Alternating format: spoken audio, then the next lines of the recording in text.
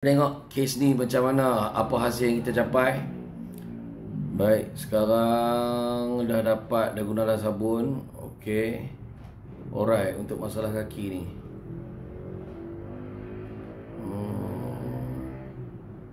Okey, ni hari pertama guna. Oh, hari pertama pun dah ada kering lah. Baik, ini belum guna lagi sebelum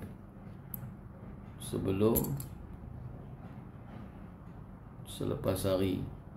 Ni hari kedua. Alright, hari kedua, alhamdulillah. Kering. Hari kedua, hari ketiga. Subhanallah, dah mula start nampak putih. Alhamdulillah. Bagi nombor akaun nak order lagi. Okay, baik guys.